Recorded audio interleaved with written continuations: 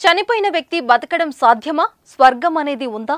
పురాణాల్లో వినడం, పుస్తకాల్లో చదవడం, సినిమాల్లో చూడడం తప్ప మాకేం తెలియదంటారా? చనిపోయినట్లు నిర్ధారించిన తర్వాత ప్రాణాలతో తిరిగొచ్చిందంటే నమ్ముతారా? ఆశ్చర్యంగా ఉందా? ఇది ఎక్కడ జరిగింది?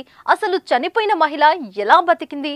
అయితే మీరు ఈ ఘటన గురించి తెలుసుకోవాల్సిందే. ముకుందా జ్యువెలర్స్ తెలంగాణలో మొట్టమొదటి ఫ్యాక్టరీ అవుట్లెట్ మన కొత్తపేటలో ఫిబ్రవరి 14న గొప్ప శుభారంభం.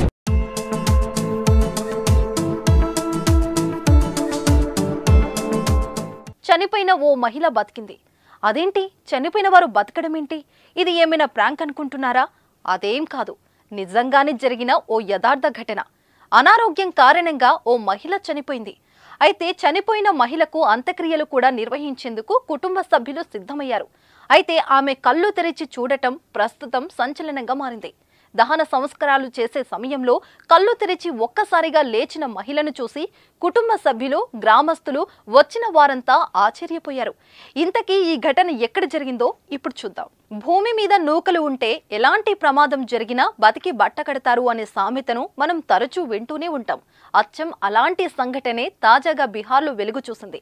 అనారోగ్యం వల్ల ఛత్తీస్గఢ్లో చనిపోయిందని వైద్యులు ప్రకటించగా తన సొంత రాష్ట్రం బీహార్లో అడుగు పెట్టగానే బతికింది ఓ మహిళ. ఇదేంటి అనుకుంటున్నారా? అయితే ఇది చూద్దాం. రాంవతి దేవి బీహార్లోని బెగుసరాయ్ నీమా చంద్పుర గ్రామంలో నివసిస్తారు. ఆమెకు మురారి షావో, ఘనశ్యామ్ షావో అనే ఇద్దరు కుమారులు. వీరిని తీసుకుని ఉపాధి కోసం ఛత్తీస్గఢ్కు వెళ్లింది. ఫిబ్రవరి 11వ తేదీన ఆమెకు శ్వాస తీసుకోవడంలో ఇబ్బంది ఎదురైంది.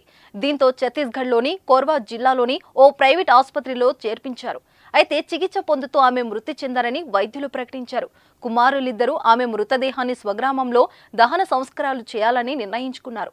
మృతదేహాన్ని వాహనంలో ఇంటికి తీసుకెళ్లేందుకు కుటుంబ సభ్యులు సిద్ధమయ్యారు. ఆ మహిళ శవానికి దహన సంస్కారాలు నిర్వహించేందుకు కూడా అన్ని ఏర్పాట్లు చేశారు.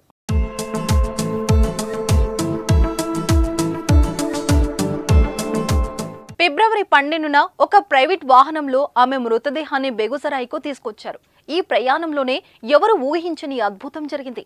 18 గంటలకు పైగా ప్రయాణం తర్వాత బీహార్లోని ఔరంగాబాద్కు చేరుకున్నప్పుడు ఒక్కసారిగా ఆమె స్పృహలోకి వచ్చింది. రాంవతి దేవి ఇలా తిరిగి ప్రాణం పోసుకోవడంతో కుటుంబ సభ్యులు భయభ్రాంతులకు గురై ఒక్కసారిగా హడలెత్తిపోయారు. ఒకచోట రోడ్డు పక్కనే వాహనం ఆపేసి అందరూ దిగేశారు. ఆ తర్వాత ధైర్యం తెచ్చుకొని ఆమెను పరిశీలించగా సజీవంగానే ఉందని గుర్తించారు. అప్పుడందరూ ఊపిరి పీల్చుకొని రాంవతిని బెగుసరాయిలోని సదర్ ఆసుపత్రికి తరలించారు. ప్రస్తుతం ఆమె వెంటిలేటర్ పై ఉంచారు. రాంవతిని రోడ్డు మార్గంలో తీసుకొస్తున్నప్పుడు వాహనం కుదుపులు CPR గా పనిచేసి ఉంటాయని, దాంతో ఆమె స్పృహలోకి వచ్చిందని వైద్యులు తెలిపారు. ఆమెకు చికిత్స అందిస్తున్నామని, మెల్లగా కోలుకుంటుందని వైద్యులు చెప్పారు.